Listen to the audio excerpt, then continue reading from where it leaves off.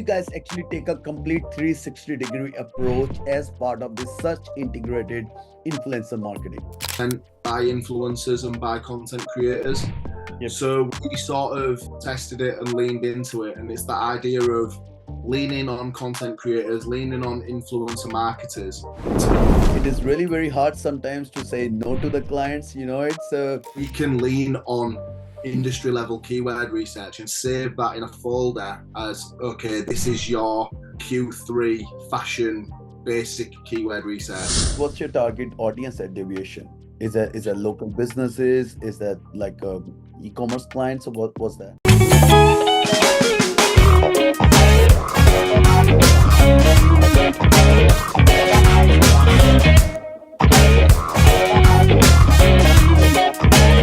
Hello and welcome to the Agency Growth Lab. I'm your host Rohindu, and today we are thrilled to have a very special guest joining us, Ashley Liddell from co-founder Deviation, a UK-based digital marketing agency. And Ashley is a renowned expert in digital marketing, a speaker, and an SEO, of course. So Ashley is here today to share his insights and experiences with us.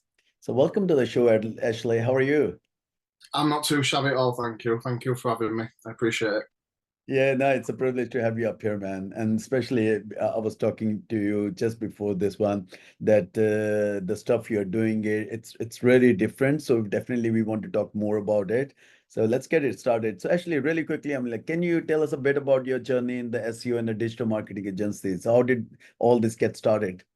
Yeah, so I guess 2018 was sort of my start. I was a bit late into the industry, really. I'd done little bits of SEO previously, stuff that I'd done, side projects and businesses that I'd had where we sort of had to lean on SEO. Back in the good old days of sort of keyword stuffing on products, so like a long time ago sort of thing, before SEO became the sophisticated sort of machine that it is now. So yeah, got started in 2018 at university, was doing a lot with local businesses in East Yorkshire, starting their websites and then doing the SEO on the back of that. And then upon finishing my degree, I was lucky enough to get a gig at Rise at 7 in the UK, which is obviously a really big search agency that were on the climb at the time. Really good opportunity, learned a load of really useful tips, tricks, and obviously the foundations of what has become my career from Stephen Kenwright and from Carrie Rose. And then after a couple of years there, moved on to Kinesso because I wanted to see what it was like at one of the big sort of integrated agencies or network agency group sort of thing. So I moved from Raz, which was obviously a big independent, to Kinesso. Worked there for just over a year. I think it was just over a year. And then the rumblings of me wanting to start my own thing had started taking over because I've always been quite entrepreneurial. So in the last sort of 6 months of me being at Kinesso, I'd already had Deviation on the mind, to be fair. So last 6 months building Deviation in the background, and then it all came to a head, and we sort of went our separate ways, and I set Deviation up then, and been going for about 4 months now, I think it is. So yeah. So I mean, like, what's your target audience at Deviation? Is that local businesses? Is that like e-commerce clients, or what was that? Yeah, so we're trying to work with the biggest brands in the world. There's definitely e-commerce lends itself to the proposition, which I know we're going to get into. So e-commerce definitely, but we have sort of 5 Fs that we try and work with. So we try and work with fitness, fashion, finance, food and drink, FMCG, and then travel brands is the last one, which we need to find an F for because it's the only one that doesn't have an F. So yeah, lifestyle brands is probably the best way to look. So that's more niche-based agency you've got rather than just accepting any kind of a client on board. So, and you're a big fan of that. I mean, like, do you really think that having a niche-based agency can actually help you grow better than a general kind of an agency? Because it is really very hard sometimes to say no to the clients. The client is coming on the board, or let's say it's a lawyer giving a $3,000 or pounds check, and you have to say no. So it's a big thing. You have to put it on the heart. So how do you guys manage about it? What are your thoughts? Niche based or journal? I've I've seen both approaches and worked with both approaches, and I think there's been times already in that first 4 months where obviously you're very new, you need revenue, and someone's offering you a check, and you sat there and you're going, yeah, we could really use this retainer, or we could really use this. Yeah, And that has been tough in terms of sticking to our guns. yeah, I'd say rather than the industry, it's been more the audience. So our offering and our proposition is really focused at the moment on Gen Z and millennial audiences. So yeah, if a brand comes to us that's outside of those industries but can still target Gen Z and millennial, yep, that becomes part of, like, then we have to have a conversation because it could still work. Whereas if it's out of those audiences but within those industries, yep, that's a tough sell, to be honest, because we need that sort of Gen Z and millennial angle behind us at the moment. yep, That's definitely going to change over the next sort of 18 months. But yeah, to start off with, that's been our focus. In yeah, terms of niche versus generalist, again, there's probably no right way, no wrong way of doing this. yeah, For me personally, and for us, um, we've decided to go the niche route, and we've picked industries that we're really excited about and that we're really passionate about, and yeah, that's why we want to work with them. Because again, during my time probably at Kinesso more than Raz at Seven, because Kinesso were more generalist than Raz. There's been times where I've worked with brands that I've not necessarily been really passionate about what they do, and I know which I'd rather do, and that's the ones that I'm passionate about. Mhm. So yeah, for us, it's try and niche down, try and focus on what we're really passionate about. That'll make us understand the landscape and the industry better, so therefore do better work. And Yeah, again, into the proposition, there'll be other things that sort of lend itself to, if we're more passionate about the industry, the work's going to be better. So yeah, that's true. why we've focused on niche, but that's not me bashing on anybody that does generalist, because I think both approaches can work. No, I completely agree to that as well, because when you're working for a niche-based agency, although we work with journal, but if I have to get and open up another agency, I'll probably go with the niche-based one as well. So because you get to know the audience better, you have the creatives and lenders, you know what kind of psychology to actually work behind the lenders, your funnels, you're very much aware about like what the bottom funnel is, what the top funnel is. And so I think I can understand what you're saying. Like I can relate to it 100%. Like it is so much easy, especially let's say PPC. We are running the ads for the PPC. We know like what kind of setup it is. So rather than just preparing everything from the scratch, everything can actually get live in the matter of what we say as like within 2 days. You know what I mean? So the Mm-hmm. lenders are ready, PPC ads are ready, and we can just get it live. So yeah, There's that element of agility there. So when you're a generalist, and I'll be fair, Kinesso developed tools to alleviate this, so you can alleviate the issue. But as you say, when you niche and you niche down, you sort of have them foundations and them starting points, no matter the brand that you work with. So obviously we do keyword research and we do things. We can lean on industry level keyword research and save that in a folder as, okay, this is your Q3 fashion basic keyword research. And then we've yeah, at least got a foundation to build off for the brand specifically. yep, Whereas obviously generalist, you could get a brand in an industry that you've never worked with before, and you're scrambling from day one to get that insight and to get that level of data. So I yeah. think in terms of being able to get information to clients really quickly, niching down just makes you more agile, I think. Yeah, and moreover, they find you guys as an authority into the field as well, because Exactly, that's a really good point. I always say to my team like that a brain surgeon always makes more money than a GP, so it's much better to be a brain surgeon. So yeah, All right. I was checking in your profile and there are few fancy terms and really good stuff. I came to know like one of them was search integrated influencer marketing. I really want to know more about it. Tell us, like, take it as a layman approach. Tell us what exactly is search integrated influencer marketing. Everyone knows influencer marketing, but now these two fancy words in front of it probably just change the entire scenario. So tell us a bit about it, please, Ashley. Yeah, so it's essentially that was V1 of what the proposition was for Deviation, was the search integrated influencer point. That's sophisticated, more become more sophisticated. That's probably a better way of saying Yeah. it. As we've developed the agency.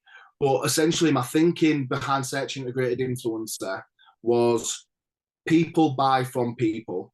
And with Gen Z and millennials, especially, which goes back to that audience point I made earlier, they're increasingly buying from creators. So I Yes. looked at examples like Prime, I looked at Skims, and all of these sort of creator-led, influencer-led brands, and Yep. said, well, if people are willing to buy products from creators as brand owners and creators as sort Yep. of business people, Yep. will they also be willing to read search content by influencers and by content creators?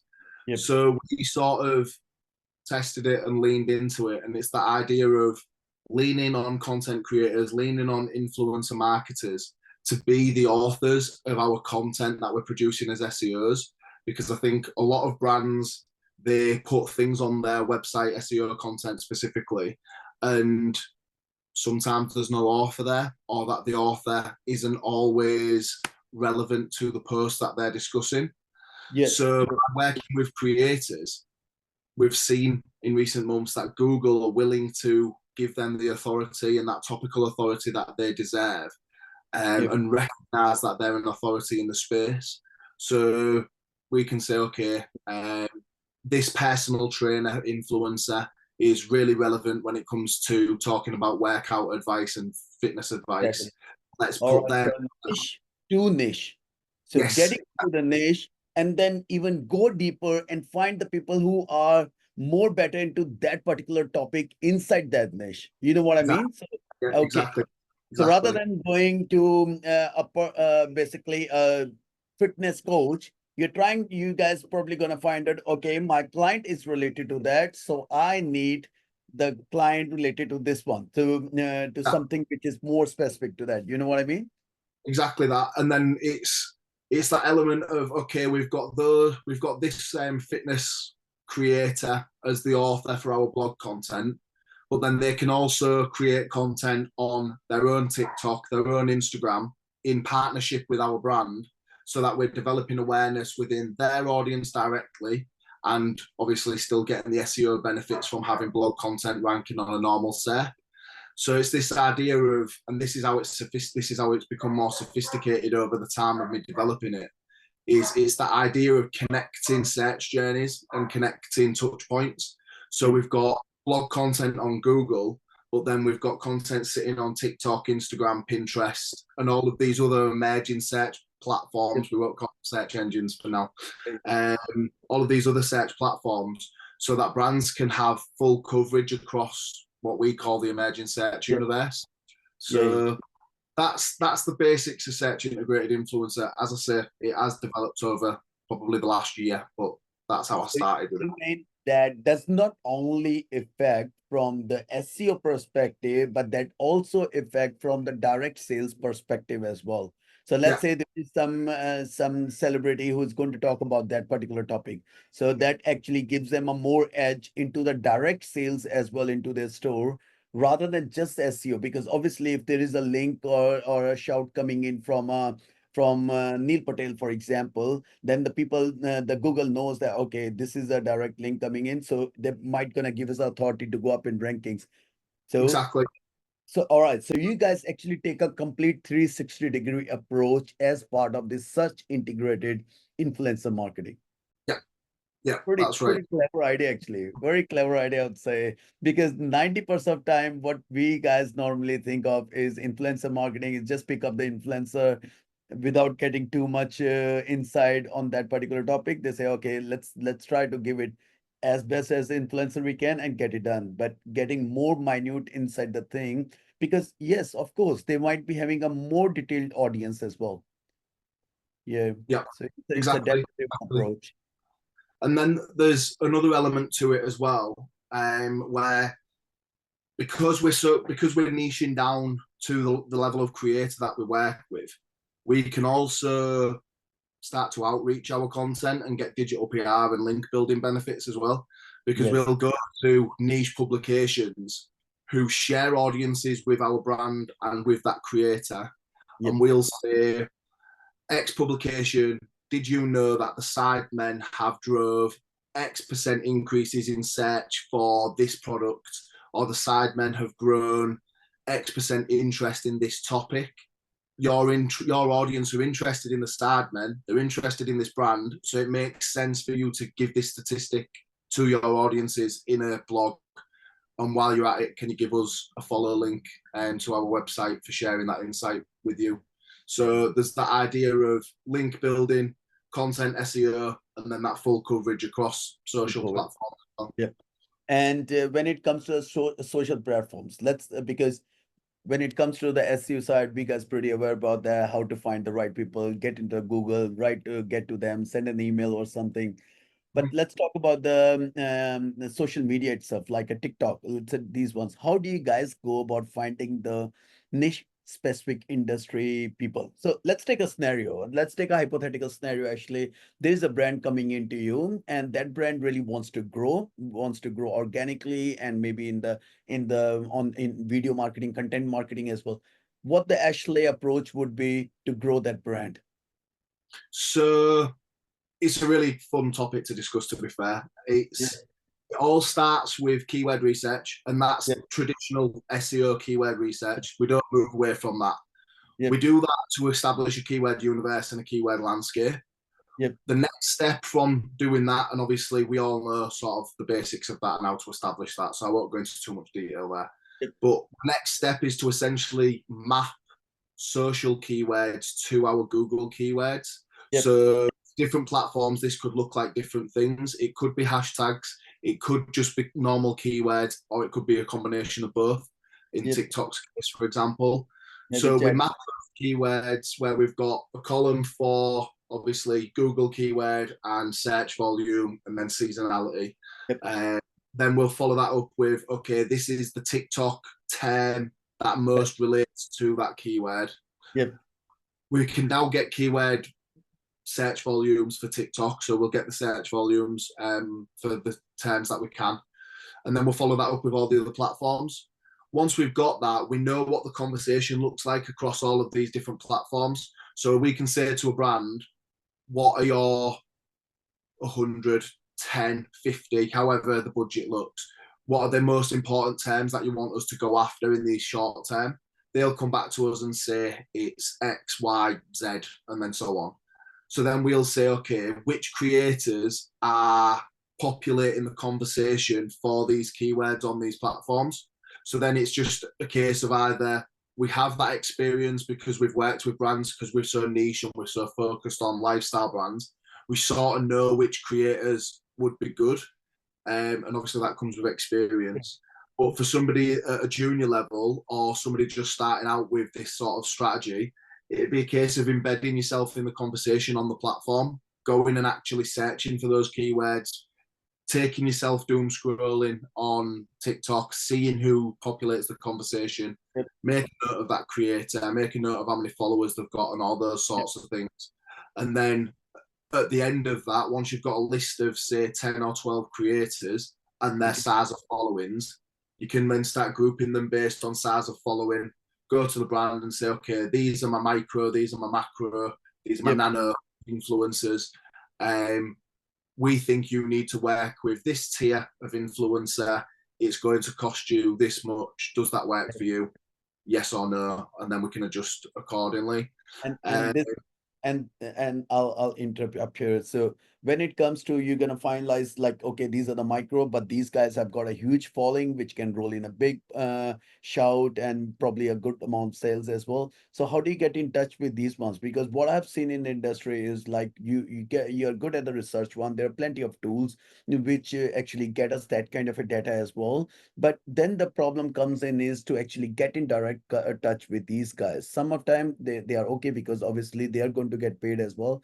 But sometimes you keep on messaging them, but they don't really reply back. So is that something you guys use a third party company for that one? Or is that you guys do a direct touch with these creators? Yeah, so sometimes we use third parties in terms of management, obviously firms and management agencies. We'll go to them and say, look, I need, this is when we're on a tight deadline typically, Yeah. but I need fashion creator who's willing to talk about this brand in this space. Can you Yep. help me out? They typically have Very. like a list Yeah. or a network that they can lean on. But when we've done that full strategy piece and we have the time, it's Yep. typically us coming up with the creative and Yep. saying to a creator, either as a DM or through an email or through their management, look, we have this idea. We think your creator is perfect for it. Yep. And if the creative's good, that creator is going to get excited about doing that project because they're going to see your vision and see the strategy and go, yeah, that's going to work. Very. So typically we try and get our creators excited about the partnership, excited about the potential of the brand that they're going to be working with. And Yeah. then it makes the conversation easier. Does Mm. that work every time? Absolutely not. Do we get ignored? Absolutely, we get ignored. Like that's just Yeah. part and parcel of it.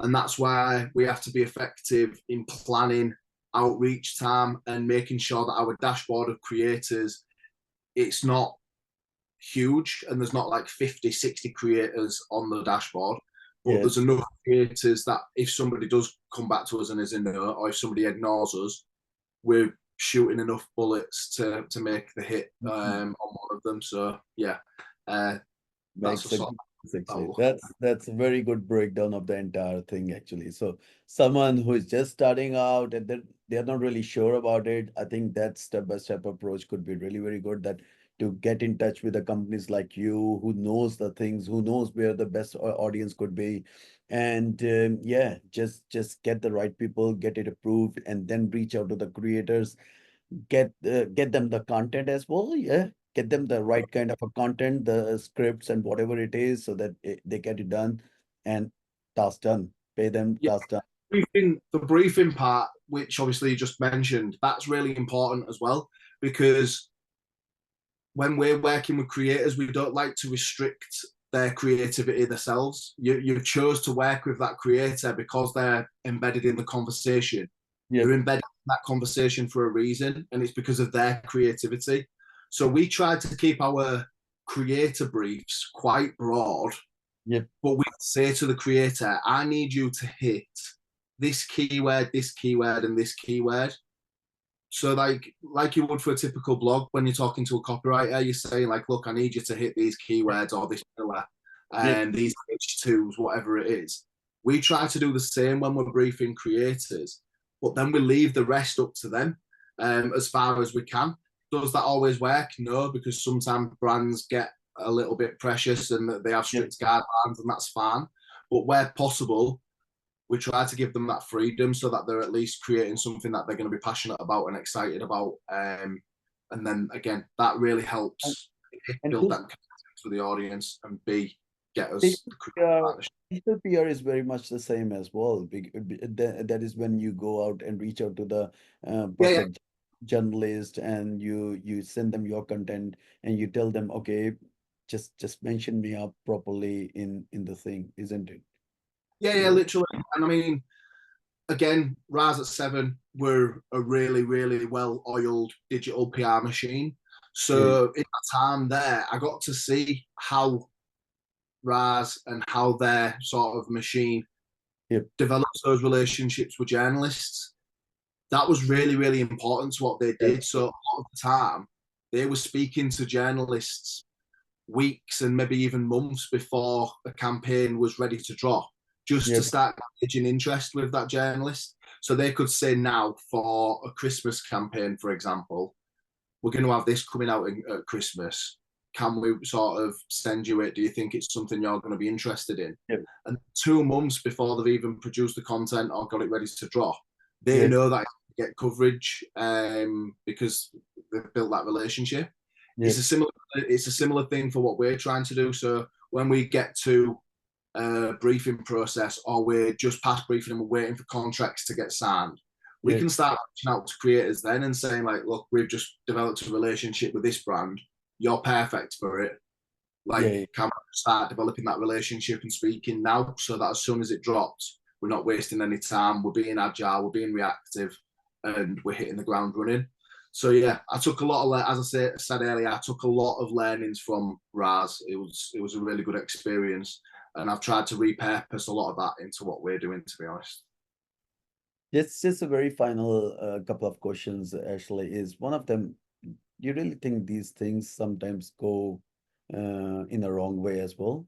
I mean, like um, whatever you guys think of and this influencer marketing, especially the video content, do you think that sometimes actually make it some kind of like a criticism or that kind of things as well in the comments? Let's say someone is putting in and that guy has promoted the brand, but all of a sudden you feel it that particular brand influencer has been trapped out in something else. You know what I mean? In some kind of like a controversial case. Do you really think that kind of things do happen in Yeah, this? I mean, it's it's easy to see that that sort of stuff happens. You see that on a weekly basis, Oh yeah, unfortunately, on a weekly because basis. It's not good. I because think, UK norms are very strict. They're yeah, very yeah, when it comes to these kind of things. So yeah, I don't know. It just came to my mind. I thought to ask. it's a tough one because there's two elements of it. There's the brand side, and then there's the audience side. If the Yeah, audience sees a brand working with a creator that's receiving those types of criticisms and those yeah, types of calling out on socials, they're going to start to call the brand out. So they're going to let the brand know really quick that it's happening. And in the comments, they'll probably create their own posts, their own yeah, blogs, and they will call them out. So you need to be quite reactive when these things happen to sort of disassociate yourself and basically do some PR. So like damage limitation type vibes.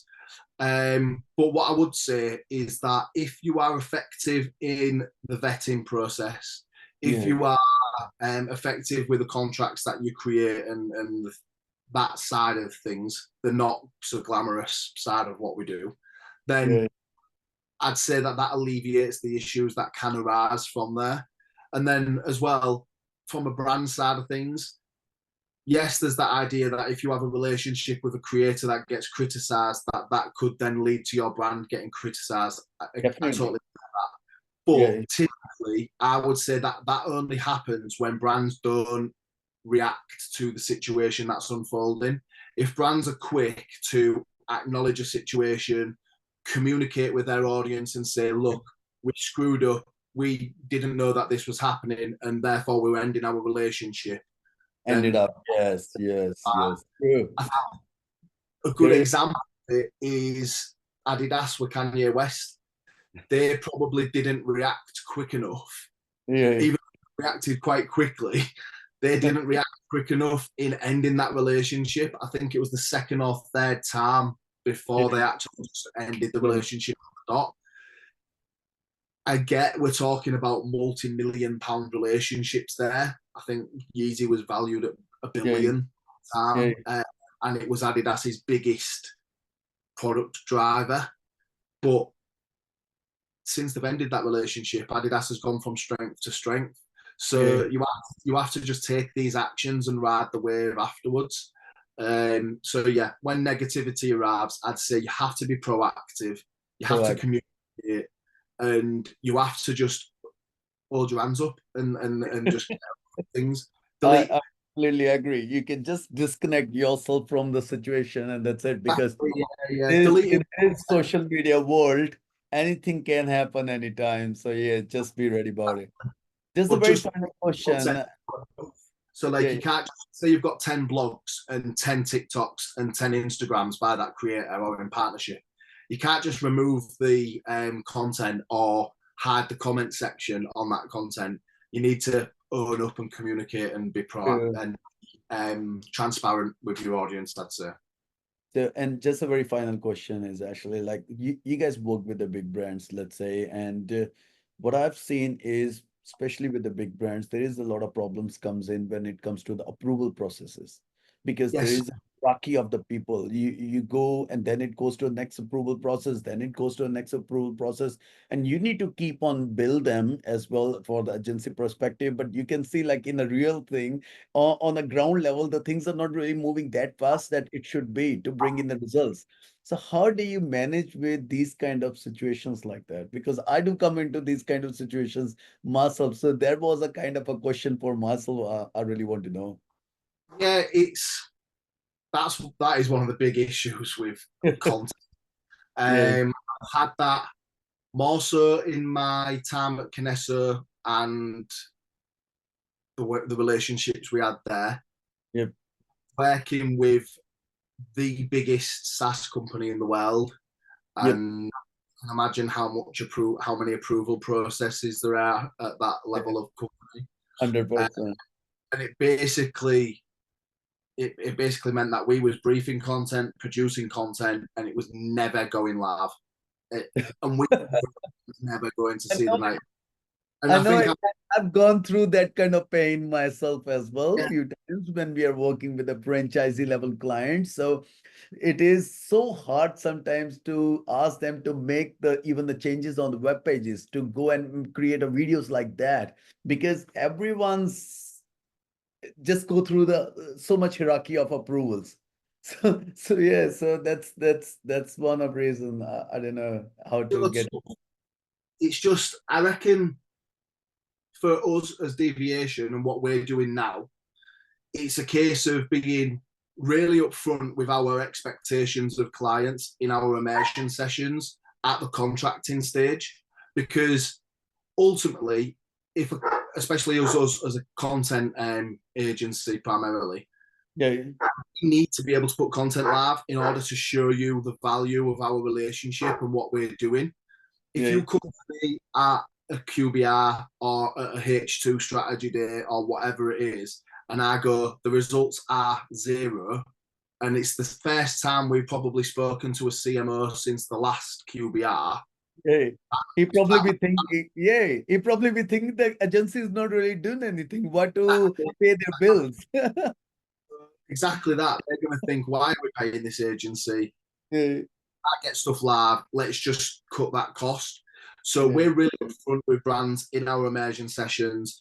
We're we set our expectations and we sort of set demands of what we want brands to be able to achieve and be able to do.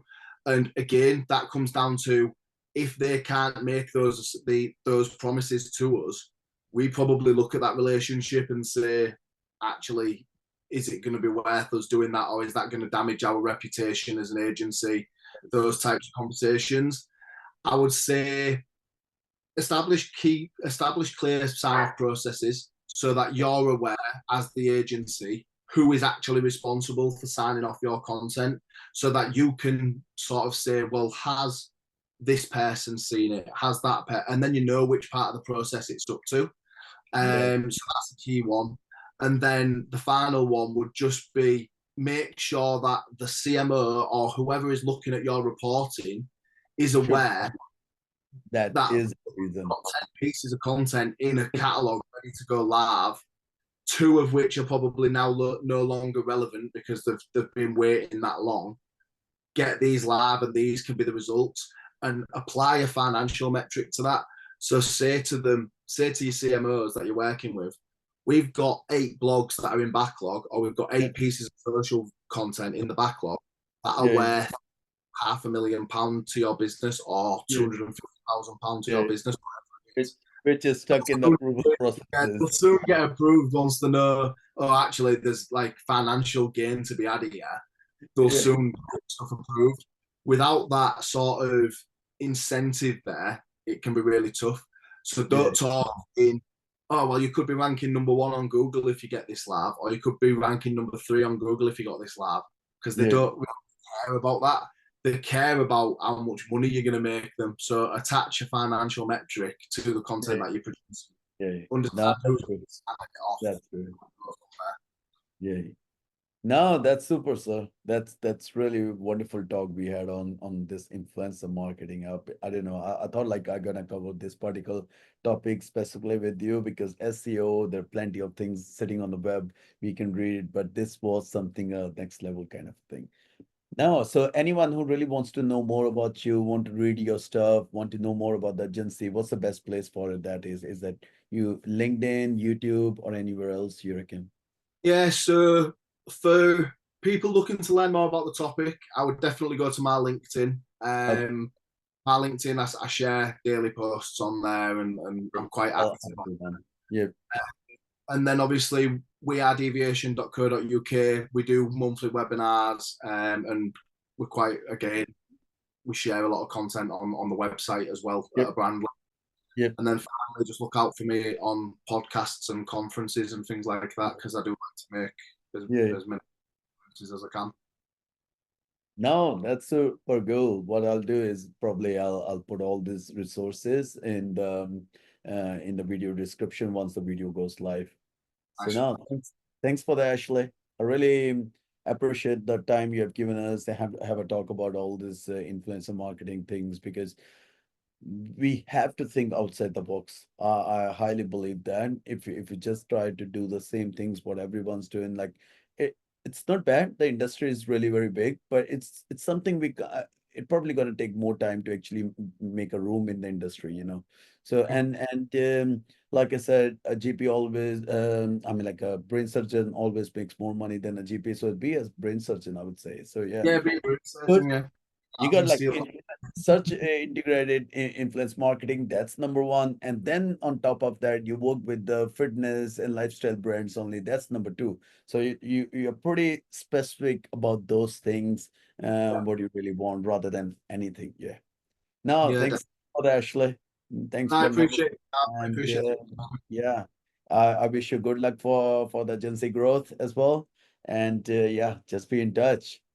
Yeah, definitely drop me a message. Appreciate that. Sure. Thank you. Bye bye. So